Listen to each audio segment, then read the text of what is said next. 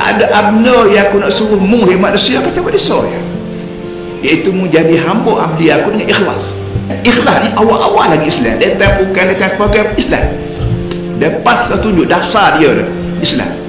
Jok daripada zaman Datuk Haji Soho, siapa ke Datuk Asri, siapa ke Datuk Mak Nasir, siapa ke Ambolan, tak pernah tinggal Islam. Hingga siapa kita belum pada pilihan raya baru kita gabung, kita panggil BA, Barisan Alternatif, kita ambil DAP masuk sama. Lepas tu dia tubik, DAP kata kalau dia mau nak Islam, kawan nak tubik lagi. Patut kita kata tak apalah, kita tinggal Islam sekarang ada mampu, kita nak doa, nak undi. Tapi dah kita kejam mata rapat, kita telah tak apa, kita mau pergi, tapi Islam bukan malik Allah pun.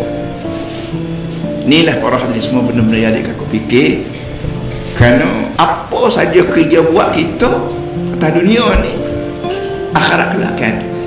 Dalam sembahyang kita sebut inna salati wa nusuki wa mahyaya wa mamati lillah. Sembahyang aku, haji aku, hidup mati aku lillah. Hidup mati, hidup bukan makna nyawang, hidup makna aktiviti.